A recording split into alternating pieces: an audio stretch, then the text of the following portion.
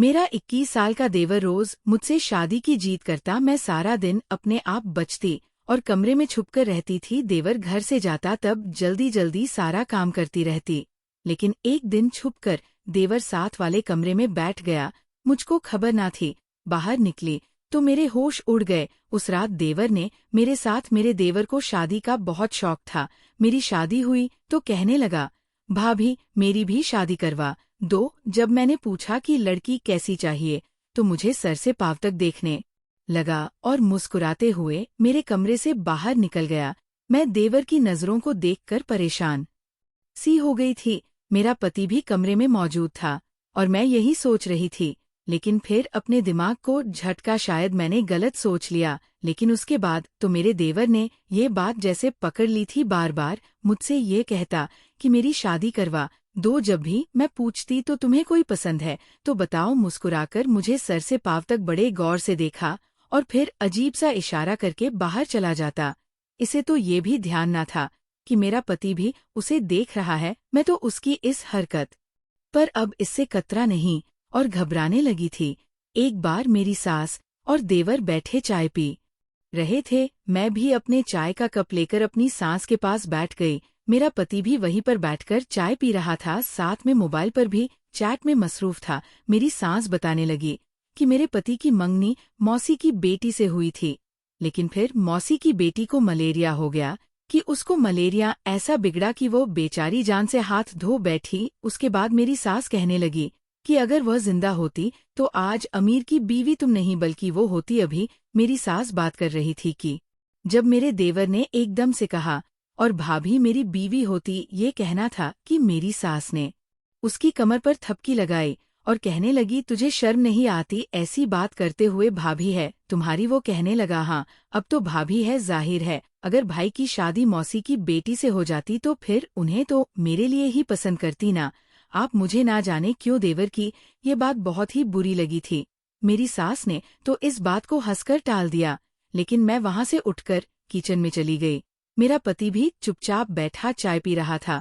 उसके बाद तो मेरे देवर को जैसे छूट सी मिल गई हो। कभी कहता, आप गुलाबी रंग में बहुत प्यारी लगती है, ऐसा करे गुलाबी रंग पहन लिया करें। मैं उसे घूरने लगती कि शायद मेरी नागवारी को देखकर ही वो पीछे हट जाए।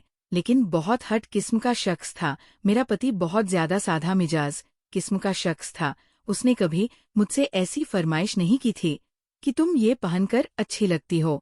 मेरा पति अच्छी आदत का मालिक था, लेकिन कारोबार दिमाग का था। हर वक्त 2 और 2 के 5 बनाने के चक्कर में रहता था। एक बार मैंने पूछा, कैसी लग रही हूँ मैं, तो वह मुझे बस देखता रहा और कहता, हाँ देखने में तो ठीक ही लग रही हो। तुम्हें क्या हुआ है? देखो बीमार ना पड़ जाना। खामोश, मेरे 2000 तुम पर लग जाए। दूसरी तरफ मेरा देवर था, हर वक्त मुझे अजीब नजर से देखता रहता था। एक बार तो उसने हद ही पार कर दी, मेरे कमरे में बिना दस्तक के आ गया। मैं उस वक्त तैयार हो रही थी, जाहिर है नी शादी हुई थी, इसलिए मैंने फैंसी जोड़ा पहन कर रखा था, मेकअप किया, बाल भी खुला छोड़ दिए थे। वह बिना दस्तक के मेरे कमरे में आ गया। मुझे देखकर कुछ पल तो देखता ही रह गया। उसके यूं ही कमरे में आने पर मैं कुछ घबरा सी गई थी और मैंने दुपट्टा भी नहीं पहना था। मेरा दुपट्टा भी बेड पर पड़ा था। सबसे पहले तो मैं बेड पर पड़ा दुपट्टा उठाया और खुद पर डाल लिया। फिर उसे कहने लगी कि तुम्हें तमीज नहीं, किसी के कमरे में आने के पहले इजाजत लेते हैं फिर कमरे में आते हैं। ये क्या है? मुंह उठाए कमरे में चले आए। मेरे लहजे पर बजाय शर्मिंदा होने के वह मुस्कुरा रहा था। कहने लगा, अपनों से कमरे में आने की इजाजत नहीं लेते, आप कौन सा गैर है? ये कहकर वह मेरे बेड पर बैठ गया। मैं तो उसकी हरकत पर हैरान सी हो गई थी। मैंने कहा, तुम्हें कोई काम है? मुझे मेरा अंदाज अजीब सा था और कहने लगा, हाँ बहुत जरूरी काम है, बैठे बताता हूँ आपको।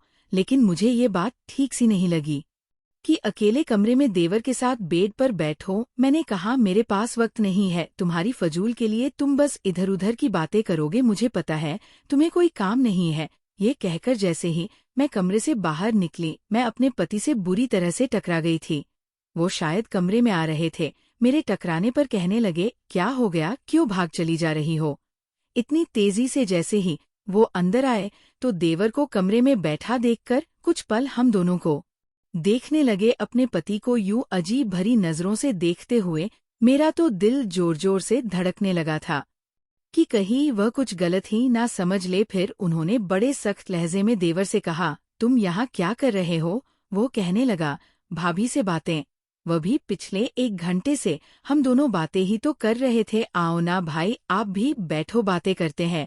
बड़े फर्राटे से उसने झूठ बोला था। मैंने कहा, नहीं आमिर, ये झूठ बोल रहा है, मैं तो उसके साथ कोई बात ही नहीं कर रही थी।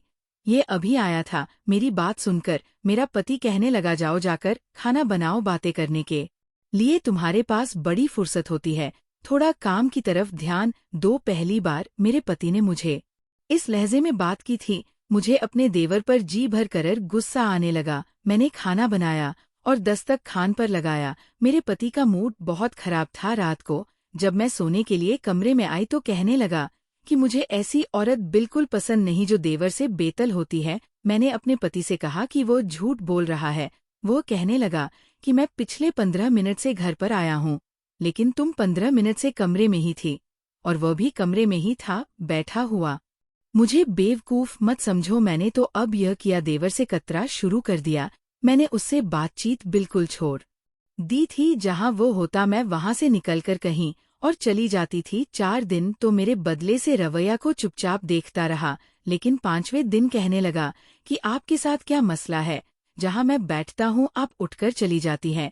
मैंने कहा कि तुम छोटे हो, तुम्हारी वजह से तुम्हारा भाई मुझे गुस्से से घूर कर देखते हैं। तुमने क्यों झूठ बोला कि तुम 1 घंटे से मेरे साथ बैठे बातें कर रहे थे?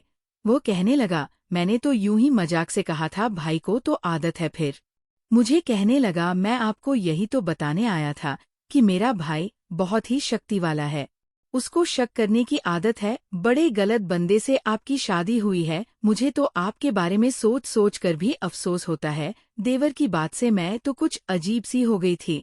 कुछ मेरे पति का रवैया भी मुझे ऐसा ही था, लेकिन मैंने कहा, ऐसी बात नहीं है, आमिर बहुत अच्छे हैं, बेहतर है कि तुम मुझसे जरा दूर ही रहा करो। उसने मेरी बात पर अपना कंधा उचका और कमरे से बाहर चला गया। मैंने सुख का सांस लिया कि चलो उसे बात तो समझ आ गई। फिर मेरे दिल में ये भी आने लगा कि मेरा पति अगर सक्की मिजाज किस्म का है तो मुझे तो और भी इतिहास करनी चाहिए, लेकिन मेरा दिल इस बात के लिए मान नहीं रहा था। उससे पहले कभी उन्होंने मेरे साथ ऐसा रवैया किया ही नहीं था। मेरी शादी को 1 महीना गुजर गया था। इस 1 महीने में मुझे ये महसूस नहीं हुआ था कि मेरा पति सक्की मिजाज है, लेकिन पिछले कुछ दिनों से वह मुझे बहुत अजीब तरह से देख रहा था। बार बार मुझे देवर के बारे में सवाल करते, कभी कहते, तुम गेट के पास खड़ी तो नहीं होती, दरवाजे तुम तो नहीं खोलती। मैं कहती, नहीं, वह तो आपकी माँ ही खोलती है।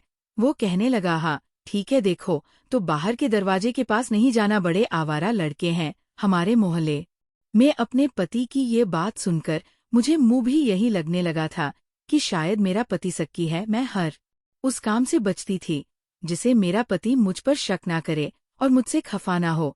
लेकिन एक बार ऐसा हुआ कि सब कुछ तबाह बर्बाद रह गया। मेरी सास मुझसे कहने लगी कि वह कुछ दिन के लिए लाहौर जा रही है अपनी बहन के पास, क्योंकि उनकी बहन बीमार है। मेरा देवर ही मेरी सास को लाहौर छोड़ने गया था। मुझे तो लग रहा था कि वह भी सास के साथ वहीं रह जाएगा, लेकिन वो तो अगले दिन ही वापस आ गया। मेरे पति ने देवर से कहा कि तुम भी मम्मी के साथ लाहौर में रह लेते। कहने लगा, नहीं, मेरी पढ़ाई का मसला है, यूनिवर्सिटी में मेरे सेमेस्टर होने वाले है। अब तो मुझे और भी परेशानी होने लगी थी, क्योंकि मेरा देवर दोपहर को यूनिवर्सिटी से वापस आ जाता था और मेरा पति रात को आता था। दोपहर से रात तक मेरा देवर घर पर ही रहता था, कहीं नहीं जाता था, और मेरे लिए वह वक्त बड़ा ही परेशानी से गुजरा था।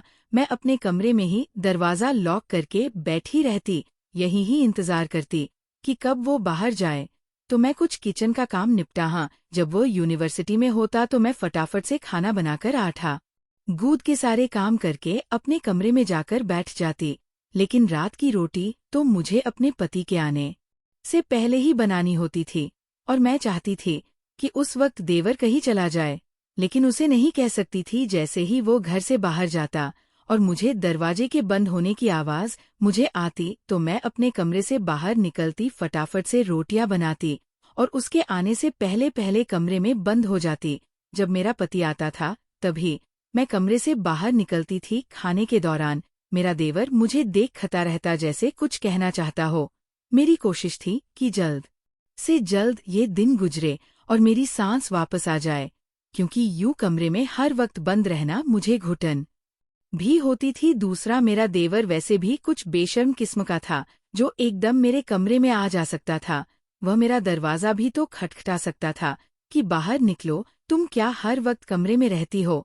मैं समझ नहीं पा रही थी कि ये वक्त कैसे गुजरेगा। अभी मैं इस वक्त को यही सोच रही थी कि तभी मेरी सास का फोन आ गया कि उनके बहन की हालत बहुत ही खराब हो गई है, इसलिए हो सकता है कि वह कुछ महीने लाहौर में ही रहे। ये सुनकर तो मेरी परेशानी और बढ़ गई थी। पति घर आता तो बार बार मुझसे सवाल जवाब करता कि जब यूनिवर्सिटी से वापस आता है तो क्या करता है, क्या घर पर ही बैठा रहता है, कहीं जाता है कि नहीं। मैं कहती मुझे नहीं मालूम, मैं अपने कमरे में होती हूँ। कहने लगा, तुम्हें सब मालूम है, तुम 24 घंटे कमरे में थोड़ी बैठी रहती हो।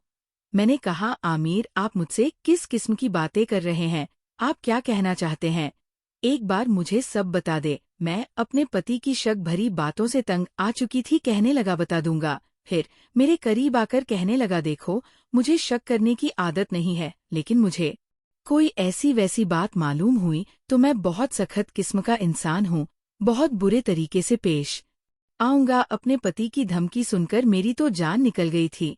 मैं परेशान होकर रह गई थी। एक बार मेरा देवर घर में दाखिल हुआ तो बड़ा ही बदवा पसीने पच रहा था। मुझसे कहने लगा, भाभी खुद के लिए मुझे अपने कमरे में छुपा लीजिए। मैंने कहा, ऐसा भी क्या हुआ है। कहने लगा, बताने का वक्त नहीं है, बस मुझे अपने कमरे में छुपा लो। जिस कदर वह परेशान लग रहा था, ना जाने उसे क्या हुआ था। फिलहाल मैंने उसे कहा कि ठीक है, तुम मेरे कमरे में छुप जाओ। ये कहकर मैं किचन में आ गई और यही सोचने लगी कि आखिर उसे क्या हुआ है, ये ऐसा क्या करके आया है जो इस कदर परेशान है। और रंग भी उसका उड़ा हुआ था। मेरे देवर को आए हुए 2 घंटे बीत चुके थे, ना वह कमरे से बाहर आया था और ना ही मुझे किसी बात का पता चला था कि अचानक से दरवाजे पर दस्तक हुई। अभी शाम के 5 बज रहे थे। हमारे घर तो कोई आता जाता नहीं था।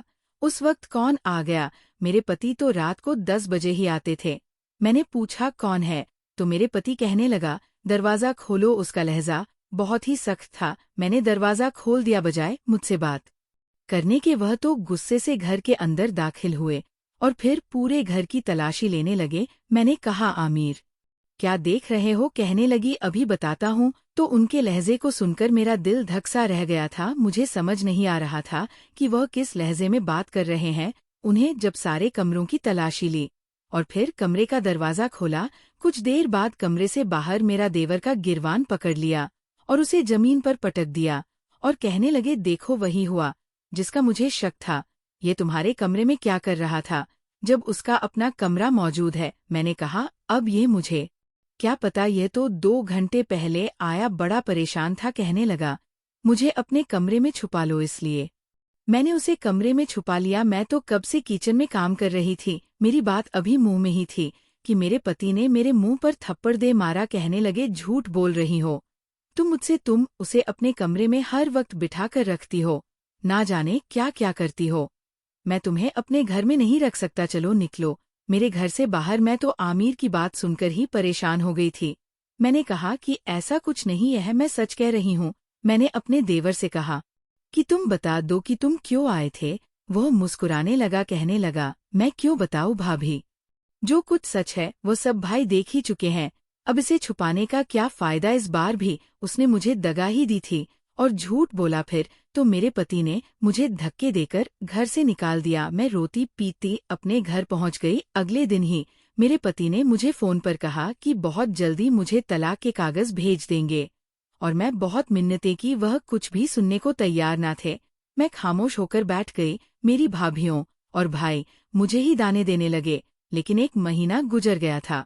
मुझे ना तो आमिर ने तलाक दी, ना कोई रिश्ता रखा। न महीने बाद आमिर मुझे लेने आए। मेरे साथ भी साथ साथ थी और बड़ी शर्मिंदा सी थी। मेरी सांस रोने लगी। कहने लगी, मैं कुछ दिन पहले ही आई। मुझे ये जब मालूम हुआ तो मैंने आमिर को बहुत डांटा और यासर को कहा, तुमने क्यों ऐसा किया, मैं तुमसे बहुत शर्मिंदा हूँ। मैं नहीं जानती थी कि आमिर ऐसा कदम भी उठा सकता है। असल में उसे शुरू से ही शक करने की आदत है और मेरा छोटा बेटा बहुत ही मजाकी है, इसलिए शक का इलाज करने के लिए उसने अपने भाई के सामने जानबूझकर ऐसा रवैया तुमसे रखा कि वह जब तुम्हारे और उसके बीच कोई गलत बातचीत चल रही हो, जब आमिर ने तुम्हें घर से निकाल दिया तो आमिर को एहसास हुआ तुमसे सच्ची मोहब्बत हो गई थी। 3 महीने उससे अच्छी तरह से एहसास हो गया कि वह तुम्हारे बगैर नहीं रह सकता। फिर उसने मेरी मिन्नत की तो मेरी छोटे बेटे ने कहा कि नहीं, आपको जिस तरह शक करने की आदत है, आप भाभी की जिंदगी को बहुत ही खराब बना देंगे। मैं भाभी के साथ जानबूझकर आपके सामने ऐसे रवैया रखता था, ये देखना चाहता था कि आप अपनी शादीशुदा रिश्ते को कितना अच्छे से रख सकते हो, लेकिन आपने तो उसे एक कच्ची डोर की तरह समझा। मैं आपको एहसास दिलाना चाहता था कि ये रिश्ते कितने अनमोल होते हैं। आमिर को अपनी गलती का एहसास हो गया था, इसलिए आज ये मुझे अपने साथ लाया है। ये दोबारा कभी भी तुम पर शक नहीं करेगा। जो कुछ मेरे देवर ने किया वह एक इलाज के हिस्सा था, ताकि वो अपने भाई को एहसास दिला सके कि अगर वह मुझे किसी के साथ बातचीत करते देख ले तो, या फिर मेरे कमरे में कोई मौजूद है, तो इसका मतलब ये नहीं है कि मैं बुरी औरत हूँ। दोस्तों, उम्मीद करती हूँ आपको हमारी कहानी पसंद आई होगी। कहानी पसंद आई है तो वीडियो को लाइक करें, चैनल पर नए हैं तो चैनल को सब्सक्राइब करें और हाँ, नोटिफिकेशन बेल को जरूर दबाएं ताकि अगली अपडेट सबसे पहले आपको मिले।